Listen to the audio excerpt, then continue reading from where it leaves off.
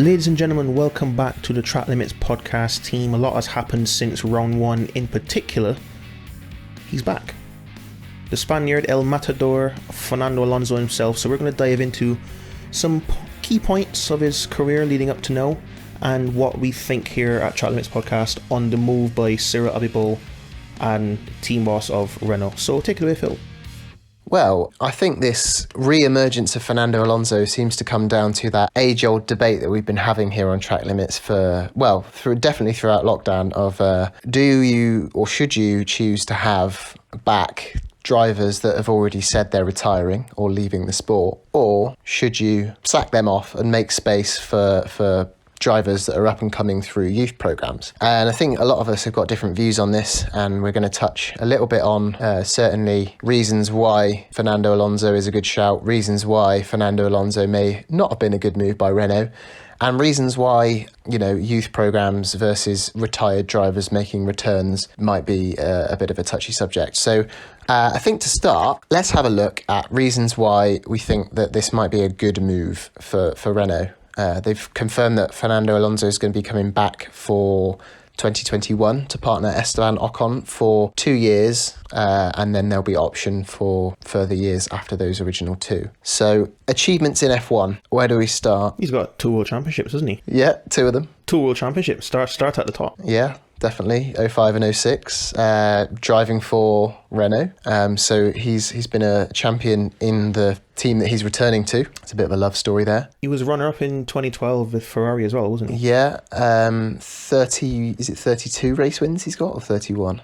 Yeah, 32, I think. 32 race wins, nearly 100 times on the podium. He's definitely been around in F1. Well seasoned. Yeah.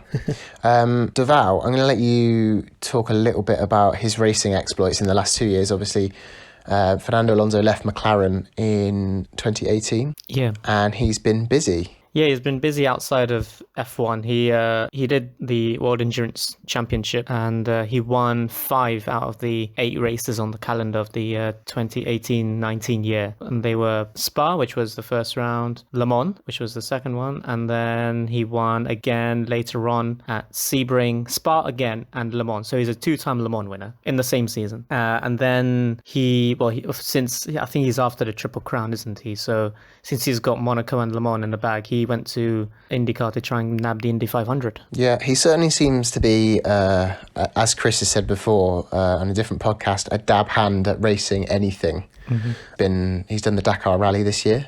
I think he came 13th or something or other. Yes. Despite rolling, I seem to remember he rolled a car pretty significantly. Yeah. He's quick in whatever he seems to get in. So for me, I don't think he'll have lost any speed, which he had in abundance. So I think he's definitely got the speed and the talent to deserve a place in Formula One. In my opinion, F1 is for the fastest racing drivers in the world. It's a place where the quickest drivers in the world should be. Regardless of age, Fernando is one of the fastest drivers in the world right now, despite the fact that he is 38. So for me, if he has the speed, which he does, then he should be allowed to race in Formula One, despite having already left the sport. I know, Dom, you've got a little bit of a different view on that.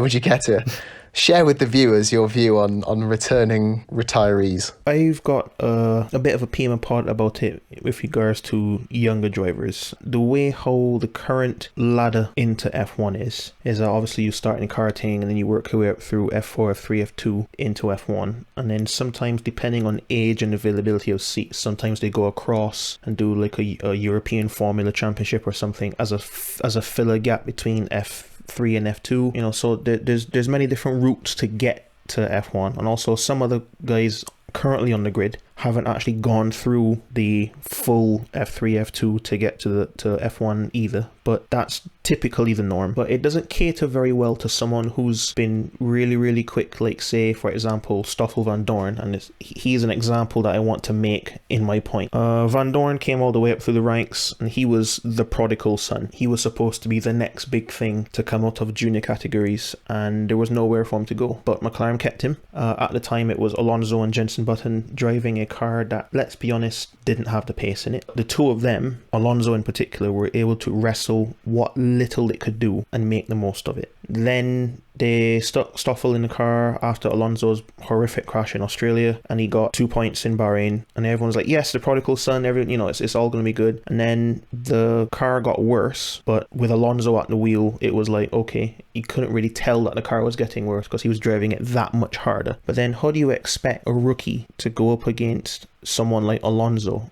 even if the car is that bad? I mean, it's just going to end badly for what was the prodigal son. I know I sound like a broken record player, and Stoffel Van Dorn is no longer in F1, and I would hate for that fate to happen to Ocon.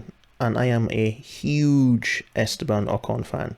So from a junior driver perspective, because Alonso is that good, even if you give him a car that's a bathtub around the track, it just makes whoever his teammate at the time just look so inferior to him. And I'm wary of that. The other thing is that, yes, he's, in my opinion, he's been there, done that. I mean, give respect to him. He's one of the few to have done what he did. When he was at Ferrari during the Red Bull glory days, he was able to keep up with them in a car that wasn't really supposed to. Even when he won his 2 championships that year, the Ferrari was supposed to be the dominant car, and he was able to get the pace out of it. And even his second stint at Renault, that car wasn't the best on the grid, but he had race wins in it. So he knows how to extract everything out of a car. Particularly we saw with his second stint at McLaren, where the car was way inferior, and just you can see him placing the car offline to make up for it. And I've never seen anyone in all of my time following some form of circuit racing drive a car like that. I won't even put Lewis in the same category as him in terms of car placement if a car is inferior underneath you. But I just think it's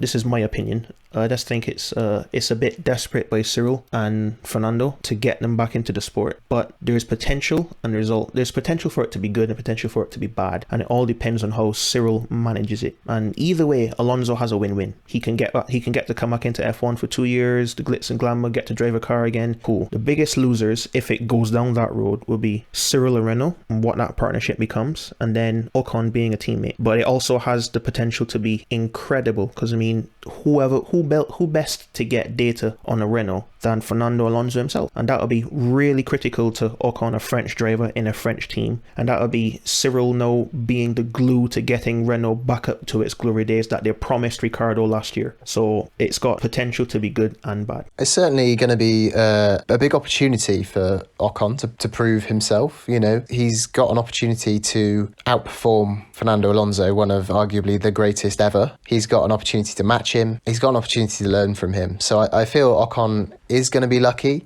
I don't think anyone's going to expect Ocon to match him. And if he does, then that's going to be better for him. Great for Ocon's career. And as you touched on as well, with the regards to the car development, I think that's going to be vital at such a vital changeover between regulations. Obviously, the new regulations are coming in 2022, and Fernando's second year with the team. His feedback could have a really big effect on where Renault start the year and where they start that new age of Formula One. You were talking about young drivers. The Renault Young Driver Programme is, I don't really know how to best put it. It's not the best out there, is it? No, it's not. In fact, to be honest, I think the Red Bull Young Driver Programme is the only, and McLaren. The McLaren and the Red Bull Young Driver programs are far superior to the Mercedes and the Renault Young Driver programs, I would argue, given that the Red Bull and the McLaren Young Driver programs are producing drivers that end up driving their cars. That's the idea of... and they've got a variety to choose from. It's not just one. Of course, yeah, exactly. And I mean, Ferrari have got some good drivers, and I think anyone would bite Ferrari's hand off to be considered a part of their junior team. And they've obviously got some people coming up the ranks. You've got Schwartzman and Schumacher in F2, people in F3 that Ferrari are following, and of course Giovinazzi. And so, I mean, theirs is good as well. But I think Renault's is just lackluster, and they've got a really good driver in there, Guan Yu Zhou, who was unlucky in Austria last weekend not to win a race and not to stand on the podium. I'd like to see what he's got this year in F2. I think he needs a bit of time to get used to Formula 2 and to show off his talent there before he moves up. But it's definitely an option for when Fernando is gone. After that 2 years, I think Zhou might be in a really, really good place if his development carries on at the rate it's going. You were talking about Fernando coming in and ruining young drivers' careers. careers and ruining team environments. He has got a little bit of a history of causing a bit of, I've written down here, a bit of a fuss and having a detrimental effect on some teams that he's been at. So let's just think back. 2007.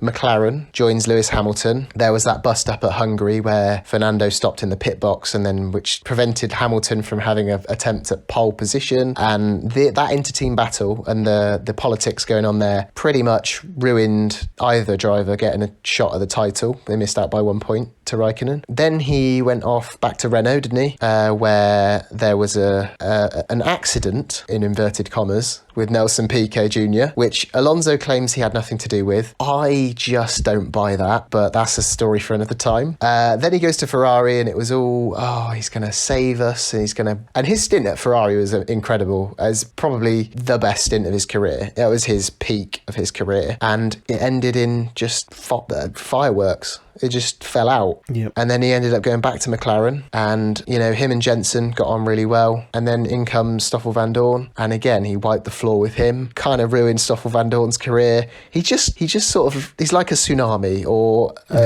a tornado. He leaves a bit of a trail of destruction behind him wherever he goes.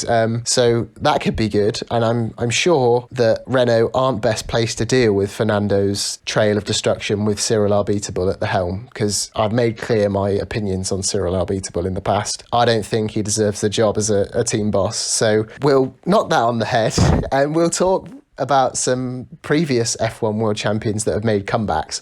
There are, to my knowledge, 5 F1 world champions that have made comebacks after announcing a retirement from the sport. I did actually think when I was doing this, there are 6, but I'm not counting Button's single return in Monaco. So they are Niki Lauda, Alain Prost, Michael Schumacher, Kimi Raikkonen, and Nigel Mansell. If I've missed any, I apologise. Oh yeah, I forgot about Nigel Mansell. Now, those drivers were world champions before they retired, and then they made a comeback in some form or another. And how many? I'm going to do a little quiz for you two. How many of them won a championship after coming back, having retired? Do you think, out of the 5 of them? 2. 2. Deval, what do you think? 1. Okay, Dom, you're right. Do you know which ones? Prost and Lauda. Yeah, Prost and Lauda won championships after a break from the sport. And then 2 of them had race wins. Yes. Yep. And that's Raikkonen and Mansell. And Schumacher is the only one not to have had a race win or a championship, but he stood on the podium once. Mm-hmm. He also had a pole position as well. Well, on track. Yeah, on track. So for me, Alonso's got a lot to live up to. Of the 5 drivers, they've all had at least a podium or more. So is the Renault the best car for him to be making a comeback in order to compare with these drivers, do we think? I don't know. What would you say, Deval? I haven't seen the Austria race that happened on the weekend, so I don't know the pace of the Renault. But if I were to go on last year's record, I don't think it's the right car to go in. Yeah, personally. I'd agree. I don't think he's going to have a chance, certainly for a race win. A podium, a sneak podium by virtue of a superlative drive that he's capable of, potentially, yes. But other than that, I can't see him coming back and nabbing a championship or a race win, unless Renault hit the ground running in 2022. Yeah, I don't think, well, at least in this car, he can get consistent top 5s or top 7s. No. I think it's up to I guess the individual to choose a side. For me, I'm a big fan of the Alonso return. I think, he's got a huge fan base. He's Fernando Alonso. He's exciting to watch. He's going to be that person that's bringing you those underdog performances. Whether he should be putting in underdog performances is another question for another time, but I'm certainly a fan of it. I know, Dom, you were a bit put out by the news, and I think, Devawi, I don't know, what's your opinion? Mine's, I guess, impartial, but still kind of, you know what, it's good that he's back, I guess, because I guess let's start with the negative first, that I agree with Dom that he came in, he's probably ruining the chances of younger drivers coming into the sport, because he has obviously had his time, he's got 2 world champions, but he's, on the other hand, he is still fast. Like if you were to have like a graph of his pace, yes, he would but his pace would drop down slowly, whereas other drivers who have gotten older with age, their pace would have dropped down a lot sharper. So I think he's still a reliable, quick driver to have in a team, and he has sort of a big personality and fame that he can, I don't know, sway the team, whether in a good or bad way. But yeah, I think let's see what he does in 2 years, I think. Yeah, I think that's a good way to end. I'm really looking forward to seeing what he can do. I've got an interesting, well, when Deval mentioned that, I actually wasn't thinking about this at all, but maybe what Cyril is hoping from Fernando Alonso is what Kimi is to Alfa Romeo right now, what Massa was to Williams in this last year there. You know, someone with the experience to try and help bring the team back to what it was, or in Alfa Romeo what they want to be. You know, have an experienced head to try and, you know, build and develop. Hopefully that's what Cyril's after. And if it's that route and he manages well, and he manages that relationship well, then yeah, Renault have a very, very good future ahead. Well, we'll see what he can do come next year. I for one am certainly looking forward to seeing it. Thanks very much for listening. This has been Track Limits Podcast. And don't forget to like, follow and subscribe to our channel. And if you have any comments, feedback is always appreciated. Drop your comments down below and we'll see you at the next episode. Cheers.